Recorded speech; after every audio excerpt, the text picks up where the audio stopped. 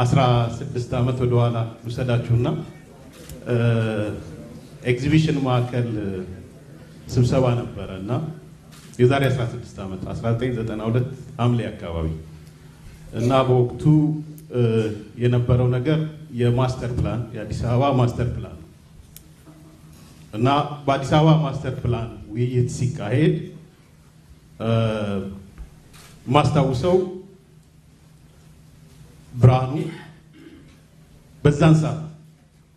በዛን ሰዓት ይሄ ማስተር ፕላን አርሶ አደሩን የሚያፈናቅል ህዝቡን የሚያለማ ሳይሆን ሌሎች ሰዎች መተው የሚለሙበት እና ማህበረሰቡን የሚያለማ አይደለም ሲል ሰምቼዋለሁ።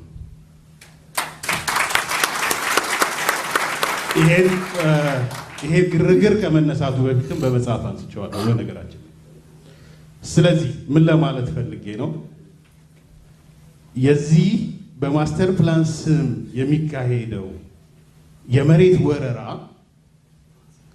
የኦሮሞ ልጅ ስለሆንክ የኦሮሞ ልጅ ስላልሆንክ የሚመጣ ነገር አይደለም። ስጠረጥር ብርሃኑ የኦሮሞ ልጅ አይመስለኝም። የፍትሃዊነት ጥያቄ ነው የሚያሰባስበን። ያ ብቻ አይደለም። አሳጥሬ ከዛ በኋላ ምክር ቤት ስንገባ የአዲስ አበባ ምክር ቤት በአጋጣሚ የዛን ጊዜም አባል ነበር።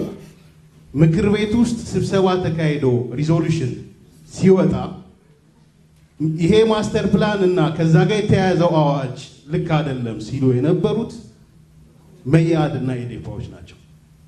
ወይም ቤዚካሊ የኦሮሞ ልጆች የሌሉበት ቦታ ነው። ለምን ብለን ብንጠይቅ አሁንም የፍትሃዊነት ጥያቄ ስለሆነ፣ ስለዚህ ከ16 ዓመት በኋላም አሁን የመጣው ነገር ተመሳሳይ የፍትሃዊነት ጥያቄ ስለሆነ ነው። ይሄ በደንብ እንዲሰመርበት ፈልጋለሁ። ሁለተኛ እና የመጨረሻው አስተያየቴ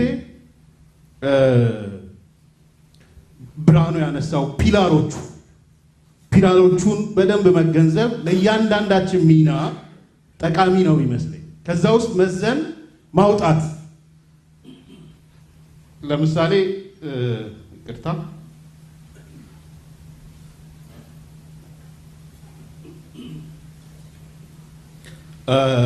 አንዲት ምሳሌ ብቻ ላንሳ። ያነሳው ብርሃኑ ምንድነው በሙስና ያለውን ነገር የስርዓቱ ማጋለጥ አንዱ ፒላር እሱ ነው የሚመስለው።